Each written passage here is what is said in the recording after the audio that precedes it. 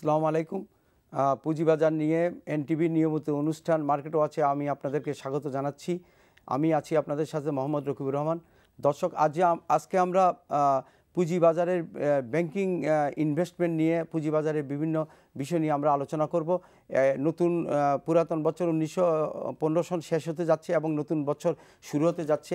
আমরা December closing এবং আগামী বছর কি পুঁজিবাজার কতটুকু অগ্রগতি লাভ করতে পারে, কি ব্যবস্থা নিলে পুঁজিবাজার আরও ভালো হতে পারে, সেই বিষয় নিয়ে আজকে আমরা দুজন অতিথির সাথে আলোচনা করব। আজকে আমাদের সাথে আছেন, আমি আপনাদেরকে পরিচয় করে দিচ্ছি, আমার ডান দিকে আছেন মোহাম্মদ নুরুল আমিন, যিনি এনসিসিবি ব্যাংকের দীর্ঘদিন সিইও এবং ম্যানেজিং ডাইরেক্টর ছিলেন এবং এবিপিবি বাংলাদেশ ব্যাংকার্স অফ অ্যাসোসিয়েশনের উনি প্রেসিডেন্ট ছিলেন দীর্ঘদিন, এবং আমার সাথে দীর্ঘদিন উনি পুঁজিবাজার ভালো করার জন্য কাজ করেছেন, এবং নতুন ব্যাংক মেঘনা ব্যাংক এমডিও এবং উনি সিইও।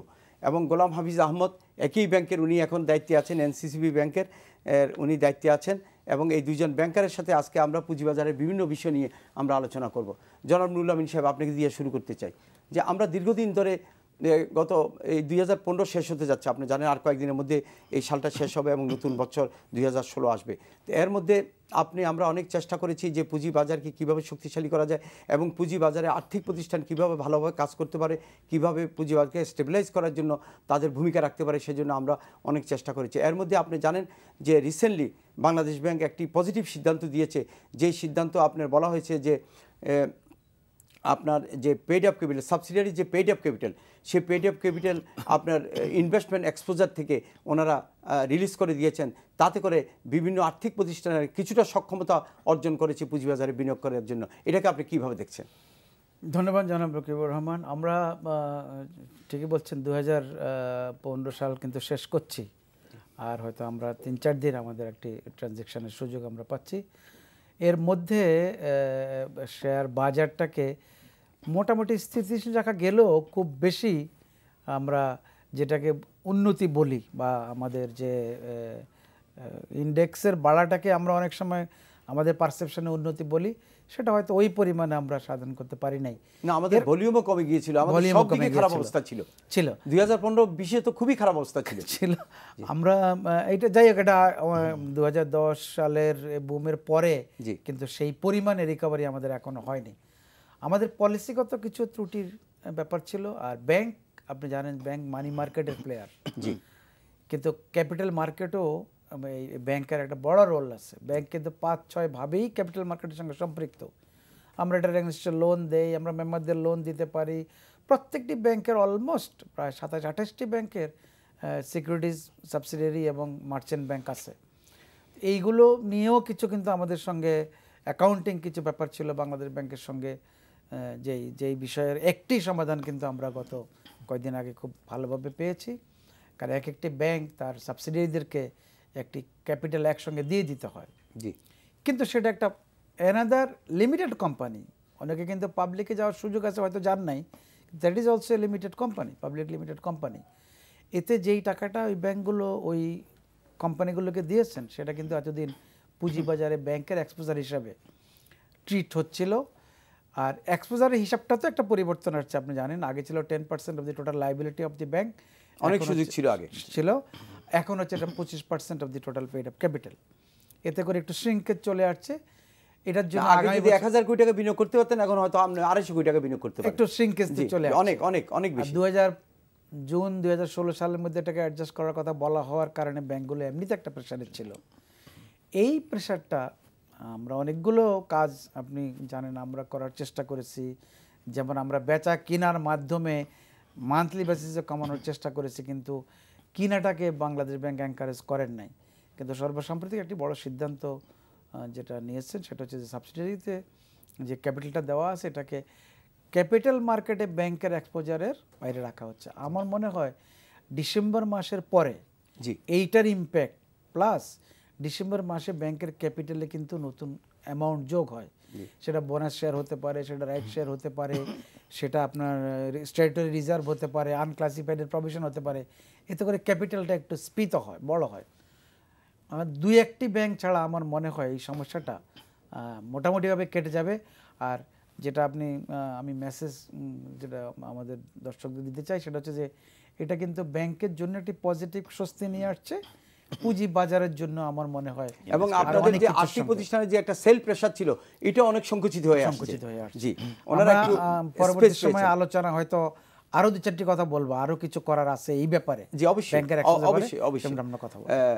গোলাম হাফিজ আহমদ সাহেব, জি আপনি এই যে এক্সপোজার লিমিট থেকে যে আপনার আর মূলধন পেইড আপ ক্যাপিটাল যে মূলধন যে বাদ দেওয়া হয়েছে সেটাকে আপনি কি দৃষ্টিতে দেখছেন? যে আমরা অত্যন্ত ধন্যবাদ আপনাকে, আমরা এটাকে অত্যন্ত পজিটিভভাবে দেখছি, কারণ আমরা ব্যাংকিং ব্যবসা করি, আমরা মনে করি যে ব্যাংকিং বিজনেস আমরা করব, but in a most compliant way. এই যে রিসেন্ট যে সিদ্ধান্তটা নেওয়া হয়েছে আমি মনে করি যে সেটা নানা দিক থেকে গুরুত্বপূর্ণ, এবং এটা আমি বলবো এটা যুগান্তকারী সিদ্ধান্ত। এটা নিয়ে অনেক আলোচনা হচ্ছিল, আমরা ব্যাংকগুলো বিভিন্ন সময় কেন্দ্রীয় ব্যাংকে বিভিন্ন মিটিংয়ে আমরা এটা উত্থাপন করেছিলাম। কেন্দ্রীয় ব্যাংক এটার উপরে চিন্তাভাবনা সিরিয়াসলি চিন্তা করছিল, আর মিন টাইম এক্সটেন্ড করে আমাদেরকে যে নন কমপ্লায়েন্ট ছিলাম কমপ্লায়েন্ট হওয়ার জন্য একটা সময় বেঁধে দেওয়া হয়েছিল। কিন্তু এখন এই দিক থেকে আমাদের একটা বিরাট ধরনের স্বস্তি নিয়ে আসছে যে আমরা হয়তো এই ডিসেম্বরে নিজেদেরকে বলতে পারবো, এখনই বলতে পারবো যে আমরা এক্সপোজারের দিক থেকে এখন কমপ্লায়েন্ট। কারণ আমরা ভেবে পাচ্ছিলাম না যে কি করে আমরা এটা থেকে বেরিয়ে এসে কমপ্লায়েন্ট হব, কারণ আমরা যদি বিক্রি করে আমাদের এক্সপোজার কমে যেতাম, সেটা বিক্রি করলে তো একটা প্রেসার থাকতো, নেগেটিভ একটা, এবং এই প্রেসার নেওয়ার মতো ক্ষমতা তো বিনিয়োগকারী ছিল না। জি না, ওই ধরনের মার্কেট নিতে পারছিল না, যার জন্য আমরা খুব সিরিয়াসলি যেতেও পাচ্ছিলাম না। তো এখন আমরা মনে করি যে আমরা আরো পজিটিভ ওয়েতে আমরা মোর অ্যাক্টিভলি মার্কেটকে সাপোর্ট দিতে পারবো। বিনিয়োগকারীদের মধ্যে যে একটা ছিল এক্সপেকটেশন, মানে নেগেটিভ এক্সপেকটেশন ছিল, এটা মার্কেট কনফিডেন্স অনেক দূর বাড়িয়ে দেবে। মার্কেটে যারা পার্টিসিপেন্ট আছেন ইনক্লুডিং দি ইনভেস্টার্স, তারা আরও আমি মনে করি যে তারা খুব ইতিবাচকভাবে মার্কেটে আরও বেশি করে ইনভলভ হতে পারবে সবাই। জনাব নুরুল আমিন সাহেব, যে আপনি তো ভালো করেই আপনি জানেন যে কথাটা বলা হচ্ছে যে আপনি জানেন যে আমাদের এই মার্কেটে 20% কিন্তু ব্যাংকের মার্কেট ক্যাপিটালাইজেশন 20% ব্যাংকের, একটু বেশি ছিল, হয়তো অন্যদিকে একটু বেড়েছে, এটা এই পর্যায়ে আছে। এবং ব্যাংকগুলি যদি ভালো না করে, ব্যাংকের যদি পারফরমেন্স ভালো না হয়, ব্যাংক যদি শক্ত অবস্থানে না থাকে, ব্যাংক যদি ভালো প্রফিট দিতে না পারে, ব্যাংকের যদি মানে সব কিছু মিলে ভালো না হয়, তাহলে এটা মার্কেটে একটা নেগেটিভ ইম্প্যাক্ট পড়ে। তো এই ব্যাংক সেক্টরটা এখন কি অবস্থায় আছে? আমরা যেটা জানি, আপনারা দুইজন এমডির কাছে আমি বলতে পারি যে আপনাদের লিকুইডিটি সারপ্লাস, আপনাদের অনেক টাকা আপনাদের কাছে অলস পড়ে আছে, আপনারা ইনভেস্ট করার সুযোগ পাচ্ছেন না। তাতে এখন কি এখন ব্যাংকগুলির অবস্থা কি? আপনি এনসিসি ব্যাংকের নেতৃত্ব দিয়ে আসছেন, আপনার এখন ইনি নেতৃত্ব দিচ্ছেন, আপনি একটি নতুন ব্যাংকে আছেন, উনি পুরান ব্যাংকে আছেন, আপনারা তো বলতে পারেন যে ব্যাংকগুলি এখন কি অবস্থায় আছে? ব্যাংকের সামগ্রিক স্বাস্থ্য কি অবস্থায় আছে? স্বাস্থ্য আমরা মনে করবো যে অন্য যে কোনো সেক্টরের তুলনায় এই সেক্টরটা more or less discipline and স্বাস্থ্য ভালো, কিন্তু স্বাস্থ্য ভালোর তো হয়তো আরো অনেক ডিগ্রি আছে। জি, আমাদের এখন যে উই আর মানে হেভি মানে অ্যাক্সেস লিকুইডিটিতে ব্যাংক সেক্টর ভুগছে। জি, এবং এটা কোনো ব্যাংক যে ক্রাইসিস আছে এমন কোনো অবস্থাই এখন নাই। এটা কল মানি রেট তো অনেক কম, সেই জন্য টাকার ডিমান্ড নাই বলে কল মানি রেট এক হচ্ছে ক্রেডিট ডিমান্ডটা কম, আর এটা হচ্ছে ইনস্টিটিউশনাল ডিমান্ডটাও কম, ইভেন নন ব্যাংকগুলো। আচ্ছা, একজন দর্শক প্রশ্ন করতে যাচ্ছেন। প্রিয় দর্শক, আপনার নামটি বলে প্রশ্নটি করুন। জি, আমি পলাশ থেকে বলছি, রামকৃষ্ণ দেবনাথ। জি বলেন। আমার প্রশ্ন, আমরা মার্জিন লোন নিয়ে আমরা অনেক ক্ষতিগ্রস্ত, কিন্তু এখনো আমাদের ইন্টারেস্ট 15% 16% নেওয়া হচ্ছে। এমনকি আইসিবি আমার অ্যাকাউন্ট, ওইখানেও এত হাই রেটে নেওয়া হচ্ছে, কিন্তু আপনারা ব্যাংকে বলছেন যে সিঙ্গেল ডিজিটে নামাই আনবেন ইন্টারেস্ট, কিন্তু আমরা মরার উপরে খারাগা এখান দেওয়া হচ্ছে। জি জি, প্রিয় দর্শক, আপনার প্রশ্নটি আমরা বুঝতে পেরেছি। দুইজন ম্যানেজিং ডাইরেক্টর আছেন, ওনারা উত্তর দিবেন। আমাদের আরো একটি প্রশ্ন আছেন, প্রিয় একজন দর্শক প্রশ্ন করতে চাচ্ছেন, প্লিজ আপনার নামটি বলে প্রশ্নটি করুন। আমি ঢাকা থেকে আকরাম বলতেছি। জি, আচ্ছা, আমি আপনাদের সবার কাছে একটা কোশ্চেন উপস্থাপন করতে যাচ্ছি। বলুন। সেটা হচ্ছে নতুন আইপিও নীতিমালা নিয়ে। ওটা ইনস্টিটিউশনটা কেন 70% পাবে, জেনারেলরা কেন 30% পাবে, এবং আপনার 2006 সালে যে নীতিমালা ছিল ওইখানে জেনারেল পাবলিকরা 80% শেয়ার পাইতো, কিন্তু ওই নীতিমালা চেঞ্জ করে কেন এখন এই নীতিমালা নিয়ে আসতেছে। জি, আরেকজন দর্শক প্রশ্ন করতে চাচ্ছেন। প্রিয় দর্শক, আপনার নামটি বলে প্রশ্নটি করুন। আসসালামু আলাইকুম। জি, ওয়ালাইকুম আসসালাম। হ্যালো, জি বলুন। ভাই একটা প্রশ্ন করে দেবে? বলুন। হ্যালো, আসসালামু আলাইকুম। জি, নামটি বলে প্রশ্নটি করুন। আমার নাম জিয়াদুল ইসলাম। জি বলুন ভাইয়া। জি, আমি একজন ক্ষুদ্র ব্যবসায়ী। জি বলুন। স্যার, আপনার রফিক স্যারের কাছে আমার একটু প্রশ্ন। জি বলুন।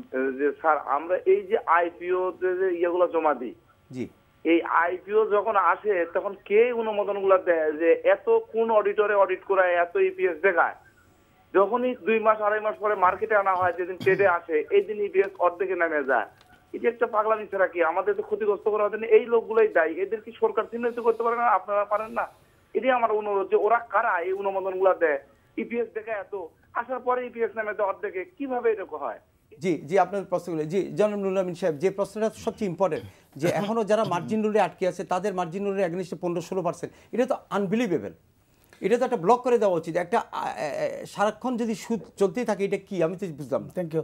আপনার এটাতে কিন্তু ইনভেস্টরদের যেমন সমস্যা আছে, ব্যাংকেরও সমস্যা জি আছে। জি জি, ব্যাংকে কিন্তু এই লোনগুলো খেলাপি। জি, মোস্ট লোনস খেলাপি, এবং সেটার জন্য প্রভিশন করতে হচ্ছে। জি, এটা হচ্ছে কিন্তু ব্যাংকের সমস্যা। আমি এই কথাটা আগে শেষ করি। ব্যাংকের এই প্রভিশন করার জন্য আমি মনে করি, ব্যক্তিগতভাবে আমার একটা অপিনিয়ন, সেটা হচ্ছে যে কোয়ার্টারলি বা প্রতি বছরের শেষে এসে টাইমটা প্রভিশনটা কভার করার জন্য সময় না দিয়ে এক কথায় যদি 3 বছর সময় দেওয়া হলো, এই কথাটা বলে দেয় সেন্ট্রাল ব্যাংক বা রেগুলেটরি অথরিটি, তাহলে হচ্ছে কি ব্যাংকগুলো আস্তে আস্তে আস্তে স্বস্তিতে থাকে। এখন আমরাও টেনশনটা কি, যে এই ডিসেম্বরের মধ্যে সমস্ত প্রভিশনগুলো করে পেতে হলে আমার ইনকাম থেকে একটা ইফেক্ট আসবে। একসাথে যদি এতগুলো প্রভিশন করতে দেওয়া হয় তাহলে তো এটা হয় না। এটাকে ভাগ করে আগামী 3 থেকে 5 বছরের মধ্যে। এই একটা বড় পয়েন্ট, এটা আপনি you can take it up. এটা এখন হয়তো 6 মাস ভিত্তিতে করা হচ্ছে, এই ডিসেম্বর আবার আসছে, এখন একটা টাইম বৃদ্ধি করা হয়েছে বোধহয় জুন বা কোন পর্যন্ত। এটা তো ঠিক না অ্যাকচুয়ালি। আমি মনে করি এখন এই গত কয় বছর অভিজ্ঞতা থেকে মনে হচ্ছে যে এটা একবার যদি 3 বছর দিয়ে দেয়, এটা বেল আউট করার তো আপনাকে সুযোগ দিতে হবে, তাহলে এটা কিন্তু ব্যাংক দিতে হবে, তাহলে ব্যাংকও বেঁচে যায়, বিনিয়োগকারীও বেঁচে যায়। আর ইন্টারেস্টের যে কথাটা বলেছেন, এটা এখানে কিন্তু গভর্নমেন্টের একটা পার্ট জড়িত আছে। আপনি জানেন যে ক্ষতিগ্রস্ত ইনভেস্টরদের জন্য 900 কোটি টাকা একটা ফান্ড করা হয়েছে। জি জি, সেটার কিন্তু কি অবস্থা আপনি ভালো জানেন, আমি আর তুলতে চাই না। ইন্টারেস্ট হচ্ছে যে ব্যাংকিং সেক্টরের ইন্টারেস্ট কিন্তু এখন নিচের দিকে যাচ্ছে, অনেক কমে আসছে। এখন এই কোম্পানিগুলো সরাসরি বাংলাদেশ ব্যাংক কন্ট্রোল না করলেও এই কোম্পানিগুলোর রেগুলেটর কিন্তু আছে। আপনারা স্টক এক্সচেঞ্জ থেকে করতে পারেন, সিকিউরিটি এক্সচেঞ্জ থেকে করা হয়। ইন্টারেস্টটা আমার মনে হয় 14, 15, 16 থাকা উচিত নয়, এটা আস্তে আস্তে আর একটু কমে আসা উচিত। এই ডিসেম্বরের পরে এই বিষয়টা নিয়ে আমার মনে হয়, আমরা যদি এসএমইর ক্ষেত্রে দেখি, যে এসএমইতে যে সুযোগ দেওয়া হয় স্মল মিডিয়াম ইন্ডাস্ট্রিকে এনকারেজ করা এবং সুদের হার অনেক কম, এটার জন্য একটা স্পেশাল ফান্ড বাংলাদেশ ব্যাংকের আছে। এবং আইটিতে বা এগ্রিকালচার সেক্টরে বা মৎস্য সেক্টরে অনেক কিছু। এরা তো ক্ষুদ্র বিনিয়োগকারী, এরা যারা ইনভেস্ট করেছে এরা তো ধরুন 10 লাখ, 15 লাখ, 20 লাখ একটা ক্ষুদ্র বিনিয়োগকারী। তো এদের ব্যাপারে এত উচ্চ সুদ হবে কেন এবং এটাকে এত ধারাবাহিকভাবে টেনে রাখবে কেন? এটার ব্যাপারে কি করা যায়? এটা তো একটা সহানুভূতির দৃষ্টিতে দেখা উচিত। সুদের ব্যাপারটা হচ্ছে আসলে ব্যাংক যখন যেসব বিনিয়োগকে ঝুঁকিপূর্ণ মনে করে সেখানে ব্যাংক রিস্ক প্রিমিয়াম ইম্পোজ করে থাকে। তবে গুড বোরোয়ারের ক্ষেত্রে ব্যাংক যেখানে মনে করে যে তা ব্যাংকের ল্যান্ডিংটা লেস রিস্কি হবে, বাট কম ঝুঁকিপূর্ণ হবে, সেই ক্ষেত্রে সুদ ব্যাংক কমিয়ে আনতে পারে এবং ইতিমধ্যে ব্যাংকগুলো পজিটিভলি রেসপন্ড করেছে এবং পারফর্মিং অ্যাকাউন্টগুলোতে ক্লায়েন্টের জন্য সুদকে ইতিমধ্যেই অনেক ক্ষেত্রেই সিঙ্গেল ডিজিটে নিয়ে আসা হয়েছে এবং সেটা তারা অর্জন করেছেন as a good borrower or performing customer হিসেবে ব্যাংকে ইতিমধ্যে অর্জন করেছেন। সেই ক্ষেত্রে আমি বড়োয়ার বৃন্দকে বলবো, সম্মানিত বড়োয়ার বৃন্দকে বলবো আর কি, এক্ষেত্রে ইনভেস্টরদেরকে বলবে to become more particular and dutiful to their respective banks so that they can claim it from their banks as a matter of their rights. জনাব নুরুল আমিন সাহেব, আমাদের এক দর্শক প্রশ্ন করেছে আইপিওর ক্ষেত্রে, উনি বলেছেন যে আগে 80% বিনিয়োগকারীকে দেওয়া হতো, এখন 75% রাখা হয়েছে ইনস্টিটিউশন বা স্টক ডিলার, স্টক ব্রোকার জন্য 25% বলা হচ্ছে বিনিয়োগকারী। আপনি আমার চেয়ে আরো ভালো জানবেন, আমি যে কথাটা বলি এটা খরচা এখনো আছে। জি, এটা জাস্ট জি খরচা কিন্তু প্লেস করা হচ্ছে, এটা দিয়ে কিন্তু সবার মতামত চাওয়া হচ্ছে, কন্টেস্ট এবং প্রতিবাদ সুযোগ আছে এখনো। আমার মনে হয় আমরা এটাকে যদি আরও ওয়াইড স্প্রেড করতে চাই, এই পার্সেন্টেজটা একেবারে শুধু ইনস্টিটিউশনাল প্লেসমেন্টের জন্য 70% আমার মনে আরেকটু কমায় নিয়ে আসা উচিত। নিশ্চয়ই রেগুলেটরদের কোনো উদ্দেশ্য আছে এই বিষয় নিয়ে। না, একটা জিনিস ক্ষুদ্র হইলে যেটা আপনি দেখেছেন ওই যে কাট আউট প্রাইস যেটা হবে, মনে করেন বুক বিল্ডিং যেটা কাট আউট প্রাইস হবে তার 10% কমে সাধারণ বিনিয়োগকারীকে দেওয়ার কথা বলা হয়েছে। এটা পৃথিবীর অন্যান্য দেশে আছে। যদি 50 টাকা হয় তাহলে 40 টাকা এটাকে দিতে হবে। এটা একটা সুযোগ ওনাদের জন্য। জি, সুযোগ ওনাদের জন্য। এটার সঙ্গে আরেকটা জিনিস সম্পর্কিত আছে যে আপনার যে বুক বিল্ডিং পদ্ধতি বলবেন, প্লেসমেন্ট বললেন, আরেকটা কি প্রাইসিং বলে এটাকে, IPO fixed price, fixed price যেটা, এই বিষয়গুলো কিন্তু রেগুলেটরদের সঙ্গে আমার মনে হয় আপনাদের আরো ঘনিষ্ঠভাবে করা, আমাদেরকে ইনভলভ করা হয়। সিকিউরিটি এক্সচেঞ্জ কমিশন সিদ্ধান্ত নিয়েছে ফিক্সড প্রাইসের ব্যাপারে, ফিক্সড প্রাইস ছাড়া আর যেগুলো প্রিমিয়াম হবে সেগুলি বুক বিল্ডিং আসতে হবে। আর ফিক্সড প্রাইসের ব্যাপারে ওনারা শুধু ফিক্সড প্রাইস দিবেন, 10 টাকা তার 10 টাকা, তার উপর ওনারা দিবেন না। নিশ্চয়ই এই কাজটা করা উচিত। তবে আরেকটি প্রশ্ন এখানে কিন্তু প্রাসঙ্গিক ছিল যে আইপিওর সময় এত হাই প্রাইস, এত আইপিএস দেখানো হয় প্রিমিয়াম বাড়ানোর জন্য, পরে 2 মাস 3 মাস পরে এই কোম্পানিটির এই দুরবস্থা হয়। এই জায়গাটার কিন্তু বহু দিন থেকে অডিটরদের একটা রোলের নিয়ে সাংঘাতিকভাবে তর্ক বিতর্ক বলি ইম্পর্টেন্ট ছিল যে এই কাজটা তো অডিটররা করেন। জি, আমাদের দেশের তো অডিটর ভালো ফার্মের অভাব নাই, না, যার জন্য ফাইন্যান্সিয়াল রিপোর্টিং অ্যাক্ট পাস হয়েছে আপনি জানেন। সেটা কিন্তু এখনো কাউন্সিলটা হয় নাই, কাউন্সিলটা হয়নি, খুব ইম্পর্টেন্ট এখানে, কারণ ওটা আমরা ফলো করছি, ওই আইনটা হয়েছে কিন্তু এখনো কাউন্সিল না হলে তো ওটা কাজ করা। আসলে তো অডিটর, ব্যালেন্স শিট, কোম্পানির উপস্থাপনা, রেগুলেটরদের ভূমিকা সবকিছু কিন্তু নির্ভর করে, ভেরি ইম্পর্টেন্ট। এখন ওনাদের প্রশ্ন, যে প্রশ্নগুলো আসছে আমি অ্যাপ্রিশিয়েট করি যে এই লোকগুলো মার্কেট সম্বন্ধে কোয়াইট অ্যাওয়্যার, তারা এই খবরটা রাখছেন। এটাও কিন্তু একটা বড় মানে কি সচেতনতা মার্কেটে প্লে করার জন্য।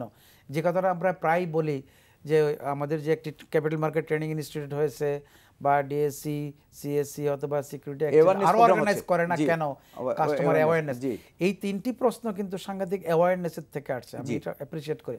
আমাদের রোল সবাইরই আছে, ব্যাংকের আছে, রেগুলেটরদের আছে, আপনাদের বোর্ড হিসাবে লিস্টেড কোম্পানির রেগুলেটর হিসাবে আপনাদের রোল আছে। আমার মনে হয় এই বিষয়গুলো নিয়ে আরেকটা কোঅর্ডিনেশন মিটিং হওয়া উচিত। এই জন্য যে আপনারা নিশ্চয়ই এই 70% প্রাইভেট প্লেসমেন্টের জন্য ডিএসসি তার অপিনিয়ন তুলে ধরবেন। জি, আমাদের ব্রোকারেজ সেশনে কাজ করছে, এটার উপর কাজ করছে ঢাকা স্টক এক্সচেঞ্জ বোর্ডও কাজ করছে। উনি এখনো আতঙ্কিত হওয়ার কিছু না, যেহেতু এই বিষয়টা নিয়ে এখনো বেশি লোক হ্যাঁ বলে নাই, ম্যাক্সিমাম লোক এটা না বলছেন, তাহলে এই ধরনের ক্ষেত্রে কিন্তু এটা অ্যামেন্ডমেন্ট হওয়ার সম্ভাবনা আছে। আর আইপিওর ক্ষেত্রে একটি প্রশ্ন আসছে, সেই একই কথা। আমার মনে হয় অডিটিং সিস্টেম এবং এফআরএ যেটা পাস হলো সেটার সঙ্গে কাউন্সিল গঠন করে দ্রুত এটাকে এফেক্টিভ করার একটা ব্যবস্থা নেওয়া। এবার কিন্তু আইপিওতে যেটা আসছে বা বুক বিল্ডিং এ যেটা আসছে, আমাদেরকে যেটা পাঠানো হয়েছে তাতে ডিসক্লোজার, প্রচুর ডিসক্লোজার, যেটা হয়তো ইন্ডিয়াকে ফলো করা হচ্ছে। ইউকেশিনা যেটা বলেছেন আর কি, আমরা ডিউ ডিলিজেন্স এবং ডিসক্লোজার এই দুটোর উপর ভিত্তি করে আমরা আইপিও প্রাইস তারাই নির্ধারণ করে। সেটা ডিউ ডিলিজেন্স এবং যত সম্ভব ডিসক্লোজার, কেবল ডিসক্লোজারই দিতে হবে। ডিসক্লোজার বেশি হলে আমি আপনাকে একটা বলি, ডিসক্লোজার বেশি হলে অ্যাডভান্টেজটা হয়তো অনেকে, ডিসক্লোজার হয়তো উনি বলবে যে ডিসক্লোজার বেশি হলে আমার কী লাভ, ওনার কিন্তু লাভ আছে। আমি আরেকটা সচেতন করার জন্য একটা কথা বলতে পারি আমার পার্সোনাল দৃষ্টিভঙ্গিতে, যত বেশি ডিসক্লোজার হবে তত কিন্তু ওই ক্লায়েন্টের ইনফরমেশন বেশি আসলে কোথাও ভুল করছেন কিনা, এক জায়গার ইনফরমেশন আরেক জায়গায় ক্রস করলে ধরা পড়ে যেতে পারে। ফলে যত বেশি ইনফরমেশন আসবে that is more important for the investors, customers.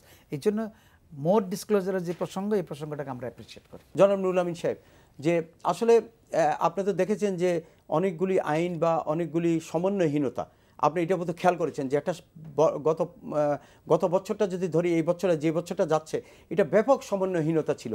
বিশেষ করে বাংলাদেশ সিকিউরিটি এক্সচেঞ্জ কমিশনের সাথে বাংলাদেশ ব্যাংক, তারপর আপনি যদি মনে করেন আপনি ইন্স্যুরেন্স ডেভেলপমেন্ট অথরিটি মনে করেন, বিইআরসির কথা যদি বলেন, মিনিস্ট্রি অফ ফাইন্যান্সের কথা যদি বলেন, এই যে এনবিআর কথা, এই যে একটা সমন্বয়হীনতা, এই সমন্বয়হীনতা বাজারকে অনেক বেশি ক্ষতিগ্রস্ত করেছে।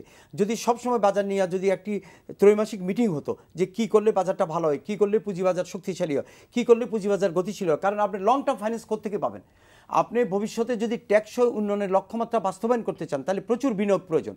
প্রচুর বিনিয়োগ না হলে তো আপনার জিডিপি সব কিছু আপনি ধরে রাখতে পারবেন না। এবং মধ্যম আয়ের দেশে যদি উন্নত হতে চান তাহলে তো আপনাদেরকে অনেক বিনিয়োগের প্রয়োজন, বিশেষ করে ইনফ্রাস্ট্রাকচার, জ্বালানি এবং জ্বালানি খাতে, তারপর আমরা বিদ্যুৎ খাতে, সব খাতে প্রয়োজন। তাই আমি মনে করি যে এই যে সমন্বয়হীনতা, এই সমন্বয়হীনতা কীভাবে এটাকে কীভাবে মানে কাজ করা যায়, আপনি কি বলবেন একটু? ধন্যবাদ। প্রথমত হচ্ছে যেই প্রতিষ্ঠান যেই কাজের জন্য রেসপন্সিবল, জি, সেই প্রতিষ্ঠান যদি সেটা ডিউ ডিলিজেন্সটা করেন, জি, তাহলে কিন্তু একটা কাজ হয়, ওনার যা করণীয় এগুলো করা। কিন্তু এই যে ক্যাপিটাল মার্কেটের এই বিষয়গুলো নিয়ে যেটা আমরা আজকে আলোচনা করছি, এই বিষয়গুলো নিয়ে সম্পূর্ণটা অতি জরুরি। এই জন্য এখানে বাংলাদেশ ব্যাংকের ব্যাংকিং পার্টের মানি মার্কেট ইস্যু আছে, জি, এখানে সিকিউরিটি এক্সচেঞ্জ কমিশন বা ডিএসসি সিএসসির রেগুলেটরি কিছু ইস্যু আছে as public listed companies, NBR এর কিছু ইস্যুজ আছে। জি, অবশ্যই যে কথাটা আমরা বলতে পারি যে ট্যাক্সেশনের ইস্যুসগুলো, ডিভিডেন্ডের উপর ট্যাক্সেশনের ইস্যুসগুলো, এগুলো বাৎসরিক বাজেটে এনবিআর এর দায়িত্ব। এই জিনিসগুলো প্লাস আপনি ইদ্রার কথা বলেছেন ইন্স্যুরেন্স সময়, এটাও কিন্তু ওই মানি তো ডিল করেন ওনারা, ওনাদের অ্যাক্সেস টাকা আসেও, টাকাগুলো এফডিআর না রেখে ওনারা কী করবেন। এই তিনটার একটা ভালো উদ্যোগ আপনি লক্ষ্য করেছেন, এই বছরে অলরেডি 2টো মিটিং হয়েছে। জি, কোঅর্ডিনেশন বাংলাদেশ ব্যাংকের নেতৃত্বে এনবিআর, সিকিউরিটি এক্সচেঞ্জ কমিশন, এরকম একটা মিটিং যেদিন হয় সেদিন কিন্তু মানুষের কাছে আশাবাদ জেগে ওঠে। আশাবাদ জেগে ওঠে দুই ধরনের, একটা হলো মোরালটা হলো যে না আমাদের এই বিষয়গুলো নিয়ে কিন্তু প্রতিষ্ঠানগুলো চিন্তা করছে, আর একটা হচ্ছে যে লাভ বলি, ইনকাম বলি, প্রফিটেবিলিটি, বাজার স্থিতিশীলতা বলি, তারা যদি যৌথভাবে কোনো সিদ্ধান্ত নেন তাহলে মনে করা যেতে পারে যে এই সিদ্ধান্তটা পালন করা হবে। এককভাবে কেউ কোনো সিদ্ধান্ত নিলে হয়তো অন্য নাও মানতে পারেন, যখন অনেক ক্ষতি করে, অর্থাৎ দেখা যায় এককভাবে নিলে অন্য একটা সেক্টরে ক্ষতি হয়ে যায়। উনি যেটা নিয়েছেন এটা বাজারের জন্য ক্ষতি হয়েছে, যেমন বিআরসি ৩৩ ব্যাপারে যে সিদ্ধান্ত ক্ষতি হয়েছে, ইন্স্যুরেন্স অ্যাসোসিয়েশন, ইন্স্যুরেন্স ইডরা যেটা স্ট্যান্ডার্ড ইন্স্যুরেন্স বন্ধ করে দিচ্ছেন, অথচ এটা লিস্টেড আগে বাংলাদেশ সিকিউরিটি এক্সচেঞ্জ। আজকে একটা ভালো খবর আছে, ন্যাশনাল ইন্স্যুরেন্স তার শেয়ার ছাড়তে পারবে আবার বোধহয় এটা। জি, এই যে এগুলো একটু সমন্বয় হলে কাজটা সুন্দর হয় আর কি। এইটার উপর আমরা সবসময় গুরুত্ব দিই, আমরা যারা প্রফেশনাল, আমরা যারা এই সেক্টরগুলো নিয়ে চিন্তা করি অথবা একটি পার্টিকুলার সেক্টরে কাজ করি, আমরা মনে করি আমাদেরও ভালো লাগে যে একটা এই কোঅর্ডিনেশন মিটিং হলে আমার মনে হয় অ্যাটলিস্ট খারাপ কিছু হবে না এই বিষয়টা থেকে। প্লাস তার কাজ করার যে ইন্ডিভিজুয়াল অর্গানাইজেশনের কাজ করার কোনো প্রতিবন্ধকতা, চ্যালেঞ্জ থাকলে সেটাও কিন্তু পরস্পর আমরা আমরা প্রিয় দর্শক, আপনার নামটি বলে প্রশ্নটি করুন। জি, আপনি বলুন। জি, হ্যালো। জি, হ্যালো, আমার প্রশ্নটা যে সমস্ত আইপিওতে আসে কোম্পানিগুলো, তাদের অ্যাসেট রিভ্যালুয়েশন হয়। এখন আমি কোম্পানির একটু ওয়েবসাইটে যতটুকু ইনফরমেশন পাইছি তার উপর ভিত্তিতে অ্যানালাইজ করছি। একটা করছে কি আপনার 100 কোটি 99.66 কোটি টাকা asset revaluation, total paid up capital হচ্ছে 110 কোটি টাকা। তাহলে তার ক্যাপিটাল কত ছিল অরিজিনালি? এগুলি মনে হয় ঠিক মতো দেখা হয় না। জি, আমরা বলবো যে প্রিয় দর্শক, আপনার নামটি বলে প্রশ্নটি করুন। আরেকজন দর্শক। হ্যালো। জি, আসসালামু আলাইকুম। হ্যালো, আসসালামু আলাইকুম। রাকিব ভাই ভালো আছেন? জি, আলহামদুলিল্লাহ। জি, আপনি কেমন আছেন? এই তো আছি ভালো। আমি একটা প্রশ্ন জিজ্ঞেস করতে চাচ্ছিলাম, যেটা হচ্ছে বিদ্যুৎ সেক্টরে যে $10,000 কোটি বন্ড ছাড়বে, সেটা কি সরকারি শেয়ারগুলোতে ছাড়বে নাকি রেন্টাল যেগুলো আছে, কুইক রেন্টাল, ওগুলোতে ছাড়বে? হ্যাঁ, জি, ঠিক আছে। জি, জনাব হাফিজ সাহেব, আপনি একটু বলবেন যে উনি আইপিওর ব্যাপারে প্রশ্ন করেছেন যে এইভাবে বন্ড যখন ইস্যু করা হয় লং টার্ম ফাইন্যান্সিং কে টার্গেট করে। আপনি দেখেছেন যে ওই যে ডক্টর তৌফিক আলাই চৌধুরী বলেছেন ওনারা $100 মিলিয়ন সমতুল্য বন্ড ছেড়ে আপনি পুঁজিবাজার থেকে টাকা সংগ্রহ, এটা অত্যন্ত ভালো উদ্যোগ। আমি মনে করি আরো যে এখানে কুইক রেন্টাল হবে না, এখানে যেগুলো ইনফ্রাস্ট্রাকচার যেগুলো আছে আমাদের সেগুলোকে আমরা মনে হয় সিকিউরিটাইজ করতে পারি, এবং সেটার মানে আরো মোর এন্ড মোর আমরা বলতে পারি দেশের জনগণকে এগুলোতে সম্পৃক্ত করা আর কি। এটা আমি মনে করি যে এটা একটা ইনক্লুসিভ মডেল হতে পারে। We can involve more and more investors or public or people in general to invest in those project. সেটা হতে পারে সিকিউরিটাইজেশনের মাধ্যমে, এবং এটা অত্যন্ত একটা ভালো উদ্যোগ যে আমি মনে করি এটা পুঁজিবাজারকে শক্তিশালী করতে অনেক বেশি শক্তিশালী করবে, এবং সেই বন্ডগুলো যদি ট্রেডেবল হয় খুবই ভালো হবে। এই ক্ষেত্রে আমি মনে করি সেকেন্ডারি মার্কেট অনেক রিচ হতে পারে। জি, জনাব জি, আমি হাফিজ সাহেবের কথা থেকে আপনি দেখেছেন গতগুলো পত্রিকা আসছে এই যে বিদ্যুতের কথা একমাত্র বলা হচ্ছে, আরো কিন্তু গভর্নমেন্টের ঘোষিত 6টা প্রায়োরিটি মেগা প্রজেক্ট আছে। জি, 6টা মেগা প্রজেক্ট আপনারা জানেন যে পদ্মা ব্রিজ থেকে আরো রামপাল মেট্রো, রামপাল বিদ্যুতের মেট্রো রেল এবং ডিপ সি পোর্ট, এর যে কোনো একটা অ্যাটলিস্ট ছেড়ে দেখতে পারে তুমি সরকার।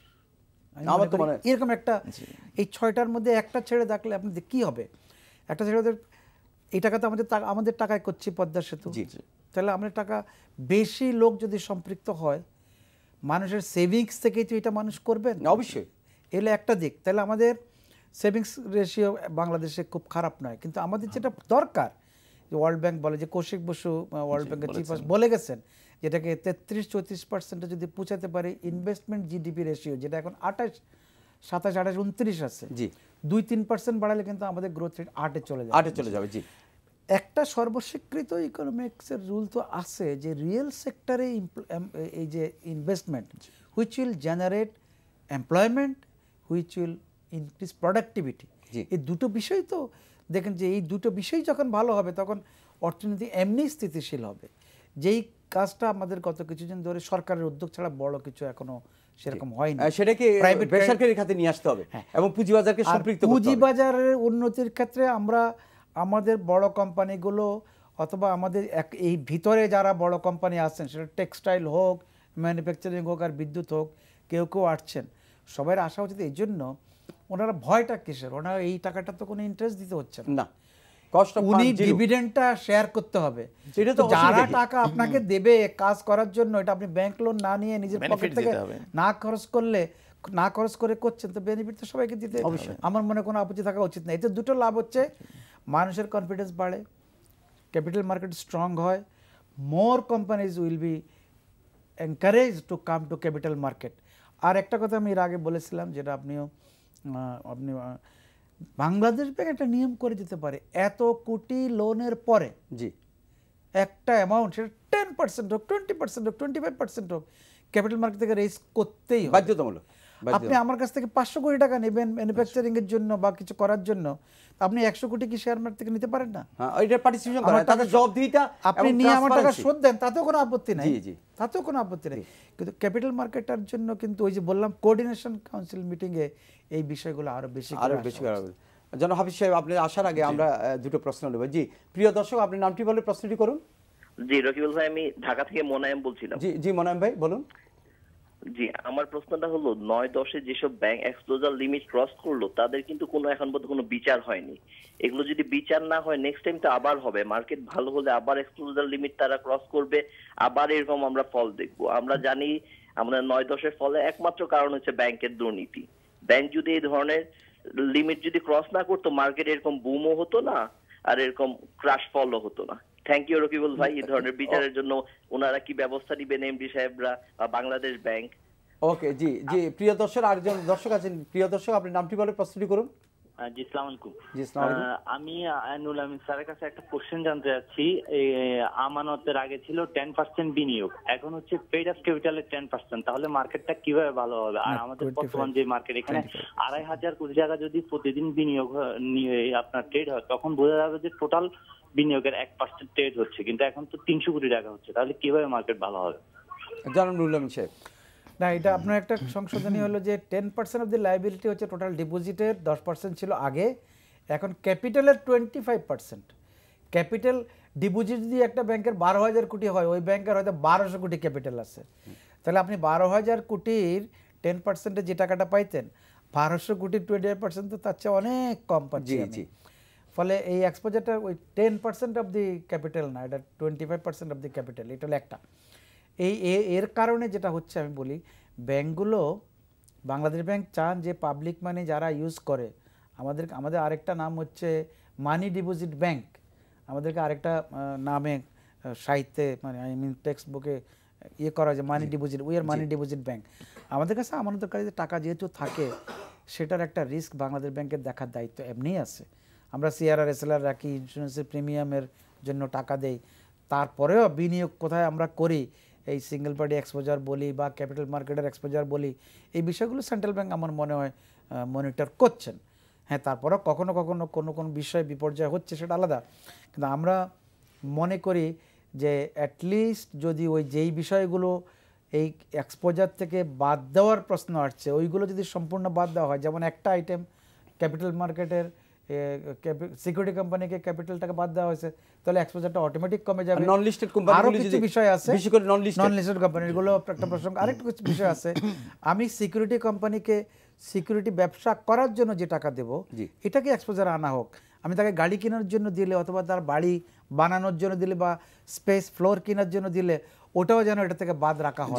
ওই আরেকটি কাজ হলে কিন্তু 25% দি পেড আপ ক্যাপিটাল কিন্তু খুব কম হবে না বলে আমি আশা করছি। আপনি জনাব হাফিজ ভাই? জি, আমি মনে করি যে এই যে মানে এক্সপোজার নেওয়ার পেছনে যে এটা ছিল, ওই সময় মার্কেট সিনারিও যা ছিল এবং যেসব রেগুলেশনটা ওরকম ছিল যে তখন 10% of the liability or deposits bank could take exposure. আর পরবর্তীতে যখন আইনটা সংশোধন হয়ে হলো, নতুন ব্যাংক কোম্পানি আইন আসলো, তখন এটা 25% of the capital normally liability or deposit. আমি যে কথাটা বলতে চাই আর কি, যখন ম্যাক্সিমাম ব্যাংক যখন তার এক্সপোজার সীমা লঙ্ঘন করে অতিরিক্ত বিনিয়োগ করলো, তখন এই ল্যান্ডিং যা একেবারে ক্র্যাশ ল্যান্ডিংটা করা উচিত না, সময় দেওয়া উচিত ছিল আর কি। এটাকে 4 বছর 5 বছর 7 বছর সময় দিয়ে যদি সমন্বয় করতো তাহলে এত বড় ক্ষতিটা হতো না আর কি, আমার মনে হয় আর কি। একটা সফটওয়্যারতে হ্যান্ডেল করা উচিত ছিল আর কি, তাহলে দুই দিকেই বেঁচে যেত আর কি।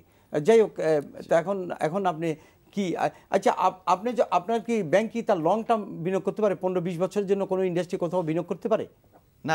সেটাও ব্যাংক করা উচিত না। এবং কোন ব্যাংক এই ডিপোজিটের মানি নিয়ে কি লং টার্ম বিনিয়োগ করতে পারে? লং টার্ম ল্যান্ডিং এ ব্যাংক হাউস বিল্ডিং ছাড়া আমার মনে হয় না 10 বছরের উপরে কোনো বিনিয়োগ করা উচিত। ব্যাংক কোন ক্ষেত্রে লং টার্ম বিনিয়োগ করবে সেটা রেগুলেটরসরা ফিক্স করে দিয়েছে। না, তাহলে একমাত্র লং টার্ম বিনিয়োগের জন্য তো সবচেয়ে বড়, বাট ঢালাওভাবে লং টার্ম ল্যান্ডিং এ যাও, এটার জন্য তো ক্যাপিটাল মার্কেট কতটুকু যেতে পারবে সেটা একটা বিধান রয়েছে। এবং ব্যাংক একটি কমপ্লায়েন্ট ব্যবসা করতে হবে কমপ্লায়েন্ট ম্যানারে, এবং সেই ক্ষেত্রে এটার সুযোগ নেই। জনাব নুরুল আমিন সাহেব, আপনার থেকে জানতে চাচ্ছি, দীর্ঘদিন আপনি ব্যাংকের সাথে জড়িত আছেন, বর্তমান ব্যাংকগুলি কি অবস্থায় আছে আপনার যদি একটা আইডিয়া আর কি, just how they are doing, কেমন করছে?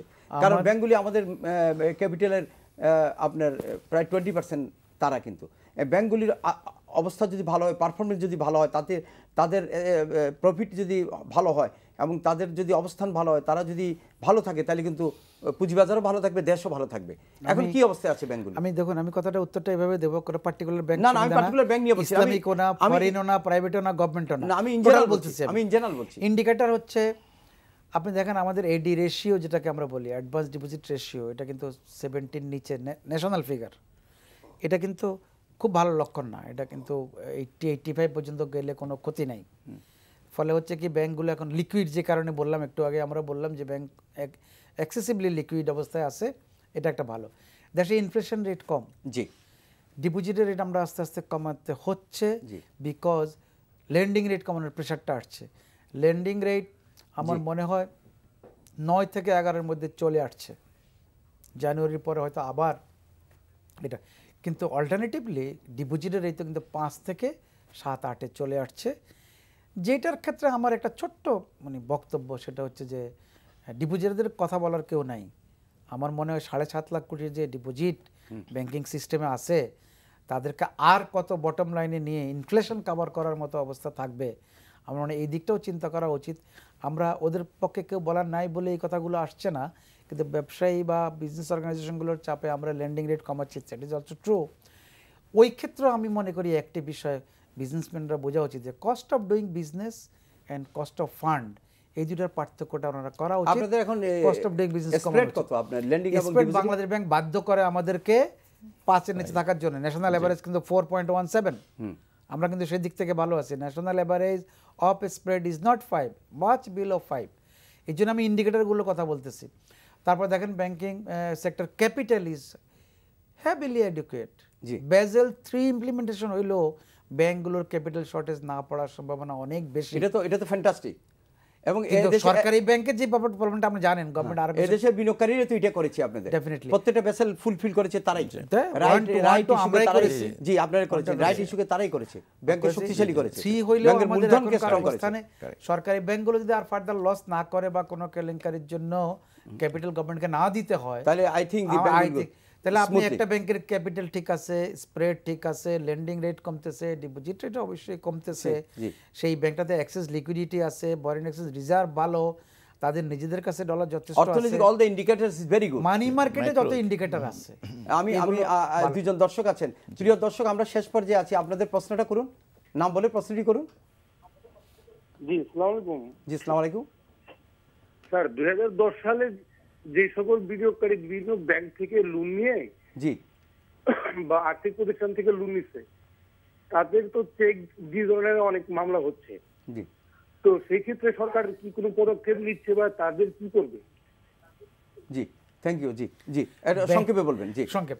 ব্যাংক তার লোন রিকভারির জন্য যেটুকু করা দরকার আইনের বাইরে কিছু করতে পারে না, করে না। তবে আমি বলবো বাংলাদেশের ব্যাংকগুলো অনেক রেজিলিয়েন্ট, অনেক ধৈর্য ধরেন, অনেক সময় দেন।